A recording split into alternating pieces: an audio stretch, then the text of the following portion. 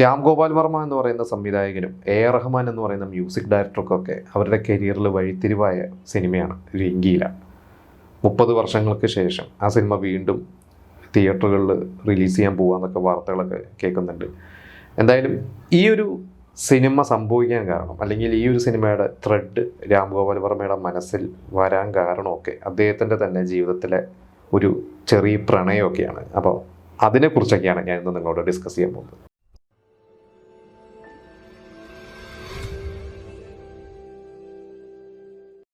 രാം ഗോപാൽ വർമ്മയുടെ ജീവിതത്തിൽ അദ്ദേഹത്തിന് ഒരുപാട് പ്രണയങ്ങൾ സംഭവിച്ചിട്ടുണ്ടാവാം. അദ്ദേഹത്തിന് ഒരു വൺ സൈഡ് ലവ് ഉണ്ടായിരുന്നു എന്ന് അദ്ദേഹം ഓപ്പണായിട്ട് പറഞ്ഞിട്ടുണ്ട്. അദ്ദേഹം കോളേജിൽ പഠിക്കുന്ന സമയത്ത് സത്യ എന്ന് പറയുന്ന ഒരു പെൺകുട്ടി, അവർ മെഡിക്കൽ കോളേജിലാണ്, അവർ ഡോക്ടറായി. പിന്നീട് അവരോടൊരു പ്രണയം രാം ഗോപാൽ വർമ്മയ്ക്കൊക്കെ ഉണ്ടായിരുന്നു. പക്ഷേ അവരെ രാം ഗോപാൽ വർമ്മ ഒരിക്കലും തിരിച്ച് പ്രണയിച്ചിട്ടില്ല.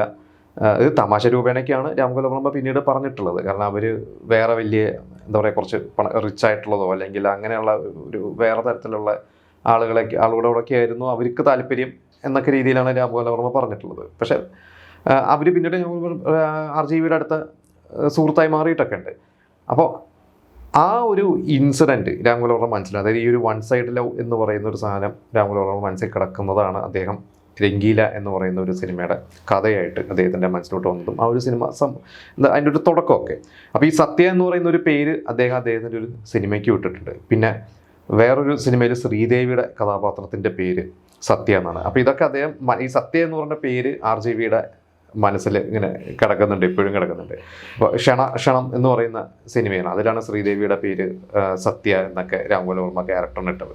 രംഗീല എന്ന് പറഞ്ഞു കഴിഞ്ഞാൽ കളർഫുൾ എന്നാണ് അർത്ഥം. അപ്പോൾ ഈ ഒരു സിനിമയും അത്തരത്തിലുള്ള സിനിമ തന്നെയാണ്. ഇതിൻ്റെ കഥയൊക്കെ വളരെ സിമ്പിളാണ്. അതായത് ഒരു അമീർ ഖാൻ ചെയ്ത നായക കഥാപാത്രം മുന്ന എന്ന് പറയുന്നതാണ് അദ്ദേഹത്തിൻ്റെ കഥാപാത്രത്തിൻ്റെ പേര്. ആ സിനിമ കണ്ടവരൊക്കെ അറിയാം, എങ്കിലും ഞാൻ ചുരുക്കി പറയുന്നതാണ്. അദ്ദേഹം ഒരു സാധാരണക്കാരനാണ്, ബ്ലാക്കിന് ടിക്കറ്റ് വിറ്റ് നടക്കുന്നു.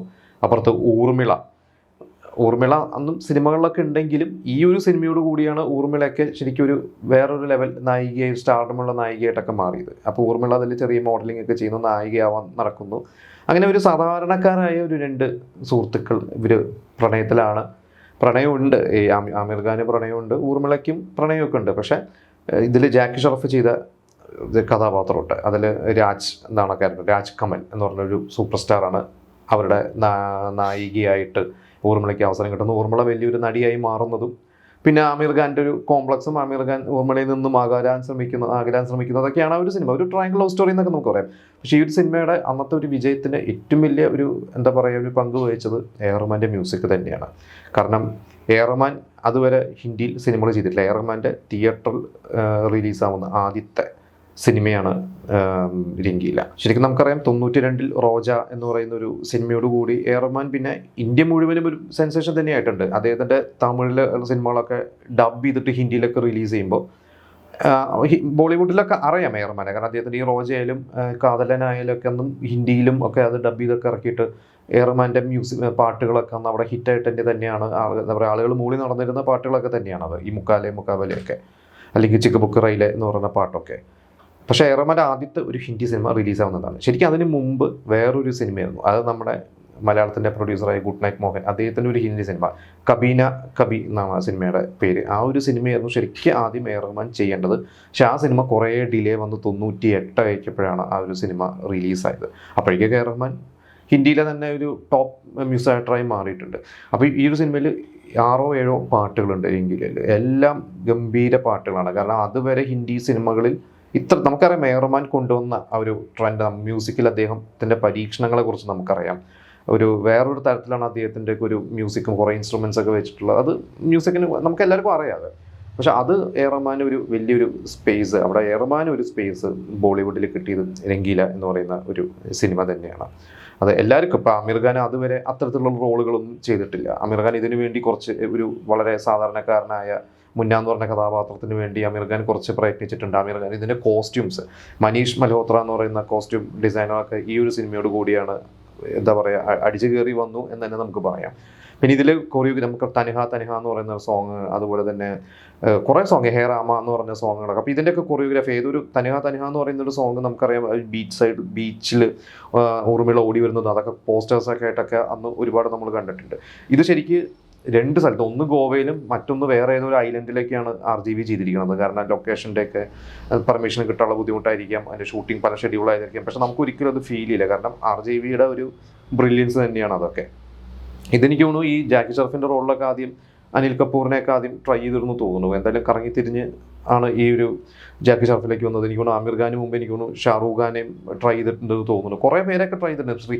ഇവർക്ക് RGVയുടെ ഏറ്റവും ഫേവറേറ്റ് ആക്ട്രസ് എന്ന് പറയുന്നത് ശ്രീദേവിയാണ്. RGV പറഞ്ഞിട്ടുണ്ട്. ശ്രീദേവിനെ ഇതിൽ ട്രൈ ചെയ്തിട്ടുണ്ടായെന്ന് വെച്ചാൽ ശ്രീദേവിയെ കിട്ടാതെയാണ്. അന്ന് ഊർമിള അത്രയ്ക്ക് എന്താ പറയുക താരമൂല്യമുള്ള ഒരു നായികയല്ല, നമ്മൾ നേരത്തെ പറഞ്ഞു. പക്ഷേ ഈ ഒരു സിനിമയോട് കൂടിയാണ് ഊർമിള ശരിക്കും മുൻനിരയിലേക്കൊക്കെ വന്നത്. പിന്നെ ഇതിൻ്റെ മറ്റൊരു പ്രത്യേകത, ഈ ഒരു സിനിമയ്ക്ക് ശേഷം അല്ലെങ്കിൽ ഇതിന് മുമ്പായാലും നമ്മൾ ശ്രദ്ധിച്ചു കഴിഞ്ഞാൽ RGVയുടെ പടങ്ങളെന്ന് പറഞ്ഞു കഴിഞ്ഞാൽ അതിന് മുമ്പും അദ്ദേഹം ഹിന്ദിയിൽ സിനിമകളൊക്കെ ചെയ്തിട്ടുണ്ടെങ്കിലും നമ്മൾ അദ്ദേഹത്തിൻ്റെ ആദ്യത്തെ സിനിമ ശിവ എന്ന് പറയുന്ന തെലുങ്ക് സിനിമയുടെ അതിൻ്റെ റീമേക്കൊക്കെ ഹിന്ദിയിൽ അദ്ദേഹം ചെയ്തിട്ടുണ്ട് നാഗാർജുനെ വെച്ച്. അത് 100 ദിവസം ഓടിയ സിനിമയാണ്. പിന്നീട് ഒരു ഹൊറർ സിനിമയൊക്കെ ചെയ്തിട്ടൊക്കെ ഉണ്ടെങ്കിൽ കൂടിയും അദ്ദേഹത്തിൻ്റെ ഒരു എന്താ പറയുക ഒരു റൊമാൻറ്റിക് സിനിമ അത്തരത്തിൽ നമുക്ക് വിളിക്കാം, ആ ഒരു സിനിമ രംഗീല മാത്രമേ ഉള്ളൂ. അതിനുശേഷം അദ്ദേഹം അങ്ങനെ ചെയ്തിട്ടില്ല. പിന്നെ നമുക്ക് കമ്പനി ആയാലും അങ്ങനത്തെ സിനിമകളൊക്കെ അദ്ദേഹത്തിൻ്റെ ഒരു ഡാർക്ക് അല്ലെങ്കിൽ ഒരു ഗാങ്സ്റ്റർ ടൈപ്പ് ഓഫ് പടങ്ങളൊക്കെയാണ് RGV ചെയ്തിട്ടുള്ളത്.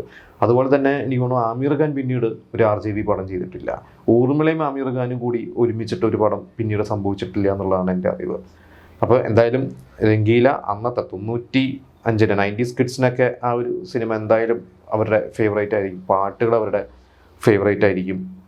എന്തായാലും വീണ്ടും ഇത് തിയേറ്ററിൽ വരികയാണ്. തിയേറ്ററിൽ അത് ഇപ്പം എല്ലാം ഒരുപാട് സിനിമകൾ നമ്മളൊക്കെ അറിയാം. 80s 90s സിനിമകൾ വീണ്ടും തിയേറ്ററിൽ എത്തുന്നുണ്ട്, പലതും വിജയമാവാറുണ്ട്. എന്തായാലും ആ രംഗീല എന്ന് പറയുന്ന സിനിമ നിങ്ങൾക്ക് എത്രത്തോളം ഫേവറേറ്റ് ആണ് എന്നുള്ളതും അതിലെ പാട്ടുകളെ കുറിച്ചൊക്കെ നിങ്ങളുടെ അഭിപ്രായങ്ങൾ നിങ്ങൾ നമ്മളോട് പങ്കുവയ്ക്കുക.